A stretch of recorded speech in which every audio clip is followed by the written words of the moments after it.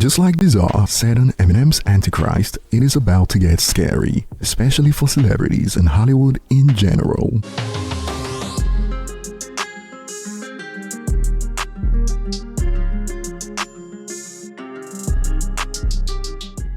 Hello again and welcome back to another one, and today we have a couple of topics to cover that we couldn't fit in the title, as we got stories on 50 Cent and how working on Game's debut album ruined the vision for his Massacre album, and we got Ice Cube out here clarifying that he wasn't dissing Kendrick in his latest single, It Is My Ego.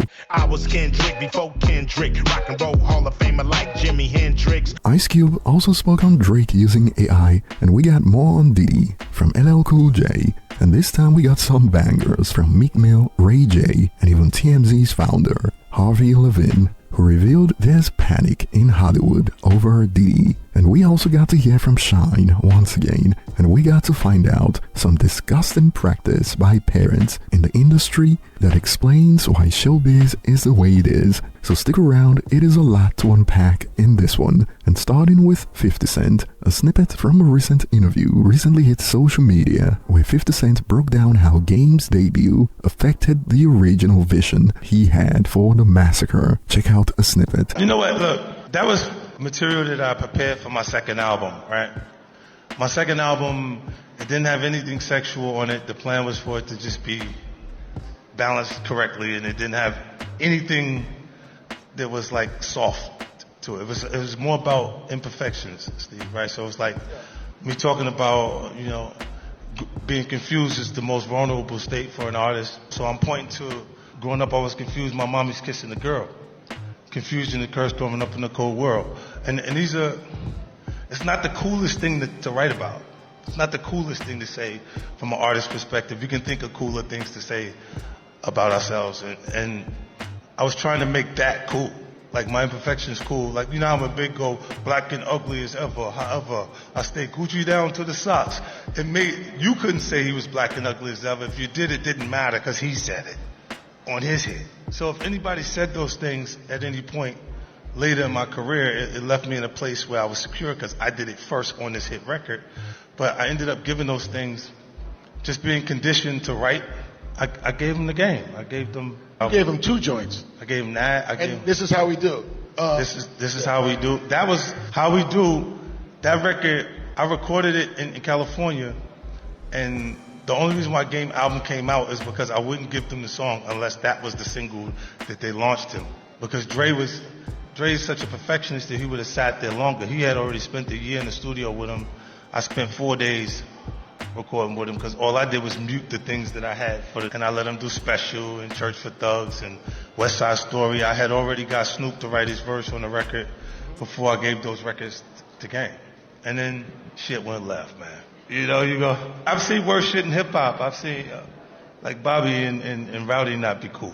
Now this is something that's been known for some time now. Even some of 50's reference track for Game leaked this decade, and some have reacted to this interview with, if you cut the 2 weakest songs from the Massacre and replace them with Hate It or Love It and How We Do, it may have been better than Get Rich or Die Trying. And to be honest, I think most people would agree that it would have been at least as good as Get Rich or Die Trying if those songs were on 50's album. And boy, some users came for the Game's neck in response to the interview. The Game is the only dude I know allowed to have ghostwriters his entire career, and no one says anything. In Game's case, it is not that people wrote his raps for him, it is more about song construction being done for him, including the catchy flows. So it is not necessarily his lyrics. I think that's the big difference between what was done for Game compared to, say, Drake. But what are your thoughts? And moving on, we got LL Cool J recently asked about his thoughts on Diddy. And to be honest, he's one of the first rappers to properly explain why this is not a hip-hop problem per se. And I would argue it is more of a showbiz problem in general, not just hip-hop. Check out a snippet from 4 News, where LL Cool J also briefly spoke about Quincy Jones. He's irreplaceable, but his body of work will last forever. There's no way to really measure his impact on popular culture because he's impacting culture in places where people don't even realize that he created the gravity that's holding them down. So that's what we lost in that. And he was a great man. I loved hanging out with him. It was like being with James Bond every day. But you're seeing the industry itself, hip hop, is it at an existential crisis? If you think about the revelations around Diddy and the charges. What would be my question about that? Every person who's ever got in any sort of trouble had some sort of profession. So what does that say about those professions? So you don't think that Diddy charges relate to hip hop and the culture, particularly around women? I understand what you're saying, and but just because there appears to be a correlation doesn't make it so. We have to kind of toe the line when it comes to fantasy versus reality. The fantasy could be a song that has all of these outrageous, outlandish claims in it. That doesn't mean it's real. That doesn't mean that you're going to take that song and bring it to life. Now, here's the question. If one person brings that song to life, does that mean that everybody who ever made a song that's outlandish and outrageous also brings theirs to life? No. But it's not just Diddy, Russell Simmons and then... Okay, so my question would be, what about people who weren't in hip hop? You see what I'm saying? That's why I'm saying we got to be careful with the correlation, because a lot of people get in trouble every day. A lot of people, athletes, construction workers, mailmen, postal workers. And if there was an issue in, journalism or our industry, we will be looking internally and thinking, do we have a problem in our industry? Wait. What? In, journalism or our industry. And if there was an issue in, journalism or our industry, we will be looking internally and thinking, do we have a problem in our industry? Do you think that conversation is happening in hip hop? I think that's a very complicated question, because if you have 100 people in the industry, if 15 people are doing something crazy, is that a problem with the industry? Yes. It is if the 85 protect them. Yeah, but that's the question. What if the 80, we don't know if people are being protected or not. You can never know. You really will never know that. That's an answer. You can assume it, but that would just be cynical. Does hip hop have a problem? Absolutely. But so does the whole world. And so my thing is that the one thing you know for sure is that when you hear that statement, be the change you want to see, that's what you really can control. Okay, if hip hop is a problem, well, I'm not going to be the part of the problem. If the world has a problem, well, I'm not going to be part of the problem. You dig what I'm saying? And it was lovely to see some people call out the journalists for trying to make such silly examples of journalists holding each other accountable. LL handled it great. My one issue, and it ain't even an issue, when dude said if journalists had a problem, we'd be talking about it internally. Nah, y'all be some lying bums, biased MFers for centuries. F out of here with that. What is this dude's at? I wholeheartedly agree with this. The audacity to bring up journalism, probably the most problematic industry of all time, far worse atrocities, worse than hip-hop could ever commit. And we are talking about propaganda that leads to wars that's killed millions. Hip-hop is like Jesus in comparison. So LL Cool J handled that masterfully. And enough with my rant, back to the issues affecting showbiz. Just a little bit of water. We got to hear from former Chris Brown manager about how bad things could get when it comes to these issues. Like, imagine a parent delivering their kids to stars. Check out a snippet from Nando Leak's podcast. What I liked about his situation is that he proved you could come back after being canceled. It's funny because at like your station, no one would play him on the radio. Yeah. And at that point, you had to have radio. There were no DSPs and different other platforms for you to use, to break. No TikTok. Twitter wasn't even around, really. It was just starting. So it was hard to try and get him, over that hump or get people to change their minds, because before it happened, everyone loved him. Kids, parents were dropping their kids off at hotels like, go get Chris Brown. Go get him. And I'm like, if you don't put your daughter back in your car, stop. Parents were sending their kids to the hotel. It was that bad because he was a sweetheart to the world. So they were like, he's a good kid. I want you to marry this kid. Go get him, But people don't know that parents do that. A lot that. Yeah, they don't know. Yeah. It's ridiculous. Yeah. And, and fortunately, him, his mom, and all of us, we were not down with that. We were like, no, take your child and leave. So sometimes the predators don't even have to do the hunting. The parents deliver the prey. Nasty work. And moving on, we got to hear from Ice Cube, who briefly spoke about his thoughts on the Kendrick Lamar versus Drake battle, and also his thoughts on Drake using AI. Check out a snippet from the Effective Immediately podcast. No Vaseline is so freaking disrespectful. Top 3 diss tracks of all time. What were your thoughts when you saw the diss track exchange between Kendrick Lamar and Drake? Love it. That's hip hop. It's the essence of hip hop. Battling is part of the game. And then you look at the heavyweights when they battled, Ja Rule and 50, me and NWA, Eazy and them and Death Row. The key and what I like about this battle between Drake and Kendrick, and I wish Drake would have, kept going, was it didn't get physical. You know what I mean? It stayed on wax. It didn't turn into crime and just go to street shit. Right. There were people who felt disrespected when Drake used Tupac and Snoop Dogg's voices in response to Kendrick Lamar. Did you find that disrespectful, or is it like no? I mean, AI is whack.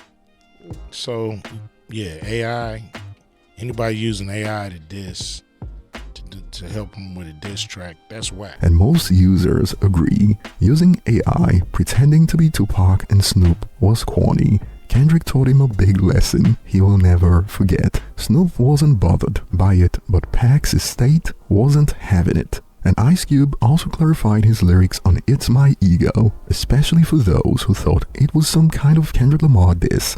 Check out a snippet from Bootleg Kev. I was Kendrick before Kendrick. Explain. Because I know what you mean, but like... I started kicking what we call street knowledge. Yes. A long time ago. And it's a blend of, what's happening on the streets and what's happening in the world. And, being able to do it in a dope way, in a hip-hop form, and still be, fresh but informative is a style that I've helped coin with a few other OGs, like Ice-T and KRS and, the Melly Mel and Rakims of the world. And you were also a good kid in a mad city before that was a thing. I started rapping at 14 years old, so it's an age where you trying to figure out which way you're gonna go. You're gonna go sports, dope, gang banging. Luckily, hip hop was right there, and so that's the door I went through, and it's gotten me here. The line is not a diss. The line to me is paying homage to what Kendrick has done in the game. And personally, I believe the bar was aimed at the younger rap fans who think this started today, since Kendrick's been trending even more so after the battle with Drake. And moving on to what is causing panic in Hollywood right now, and that's the Diddy case.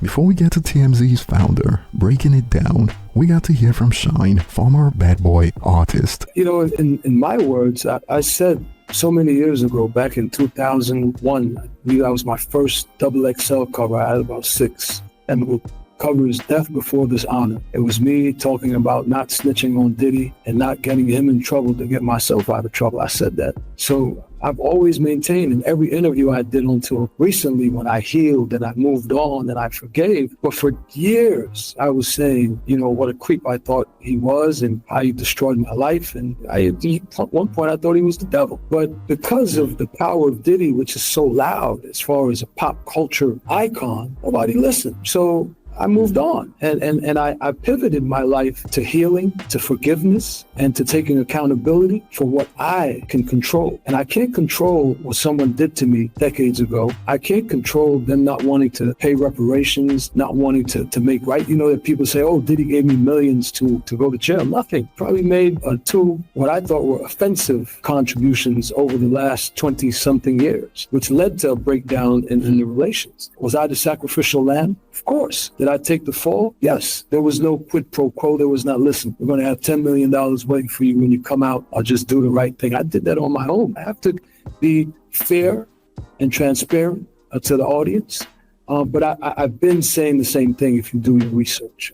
Going to jail for 10 years when that could have been avoided, or someone that, my mom entrusted, her 19-year-old son, that they would do right by me, to send me to prison when we could have avoided that. There's nothing we can ever do to change that. And it seems that some users are confused right now. I still don't understand why Shyne met up with Diddy after becoming a diplomat. If he's felt this way the whole time, to which a user expanded. Shyne kept telling the same story before and after his release. He even said he connected with him after his release for financial help for his country in various interviews. You gotta remember that the secrets of an empire only comes to light for the most part when the empire starts falling apart. And Meek Mill sent shockwaves across social media platforms when a clip hit the web that showed Meek utter the words, "No Diddy."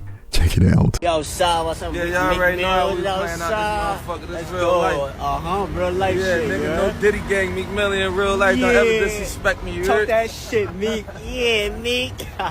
Come on, man. And while some users have reacted with this old clip of Meek, hey, what's up, King Son? Man, you doing it, man. You deserve it, Daddy. You putting in that work. Proud of you. I love you. Yeah. Others have added, how is he saying no Diddy gang after being diddled and diddling with Diddy? And one of Diddy's sons reacted to the clip with "Shake my head." And speaking on Diddy's kids, remember the story we covered a few days ago where there was reportedly an altercation between the kids and Ray J? Well, more has come to light that explains it. They don't like that Ray J has been revealing some details in interviews. For instance, check this out from TMZ's documentary on Tubi. I'm hearing about artists paying victims to keep their name out of it. Do you know people who have had demands put upon them where they have paid off to keep this quiet? Here's what I do know. People do catch and kills all day. And a catch and kill, I don't know if, of course you know, but for the regular world, somebody has the truth, somebody pays you to keep it quiet, and hopefully that money that you got paid secures your happiness while you watch the lie. I want to just make sure I understand you. What you're saying is what? That you know people who have been approached by women, men, whatever, who have said, give me money and I won't talk? Here's the other way around that, Harvey. I'll give you money, please don't talk. You are a well-connected guy. Do you know that what you've just described, is that going on now? Yes. They want to talk to me. They want to talk to me about what happened to them. They call me. They feel like they can trust me. Wait a minute. Calling you for what? Calling you for what? Because they want to tell me about certain things that happened with them and Diddy. Ray, I want to make sure I understand this. Are these high-profile people calling you because they've had some affiliation with Diddy? Is that what you're saying? Yes, that's exactly what I'm saying. And I don't even know why I just said it, but I said it, so what? Now they gotta be mad. Come get me. Were they specific about what they did with Diddy? I don't wanna say. I think I said too much. And this has got some asking, did Ray J turn on Diddy? Well, and mind you, a few hours ago, Ray J posted this on IG stories. Niggas just tried to shoot me and tried to kill me. And you want me to apologize? Fuck you. And we got to hear from TMZ's founder, Harvey Levin, who revealed this Diddy case is more serious than people imagine because pretty much every single high-profile celebrity has attended a Diddy party. Check out a snippet from News Nation. It is true that Hollywood gets loud very quickly in certain cases. They did certainly with Harvey Weinstein and others. They have been very, very silent here. And I agree with you. Look, every celebrity in the world seems to have gone to one of these white parties. I mean, everybody wanted to go, and if you got an invitation, you went.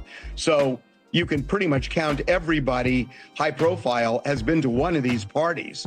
That's not disqualifying. That doesn't mean it's untoward. We're not talking about white parties. We're talking about after parties. But that said, there are lots of videos that Diddy kept over the years that have been now seized by the feds. And a lot of these videos are also going to some of the civil lawyers. Busby told us he has gotten a slew of these videos. And I think there's just panic in Hollywood. Am I on that video? Was I in some situation in 1999 or 2002 where it might be interpreted a certain way or might end up in trial. I think there's a lot of panic, and that's what we're hearing. And people just don't want the association, and they don't want to talk about it. I think it's that simple. Now, Diddy's been running these parties for decades, and in that period, we've seen A-listers come and go. So perhaps you could even argue that some of the participants couldn't even afford to pay their alleged victims hush money right now. If they fell off, things could get scary, that's for sure. And I'll be looking forward to your thoughts below. And on the chance that you enjoyed this video, don't forget to hit the like button and subscribe for more. Thanks for watching, and see you on the next one.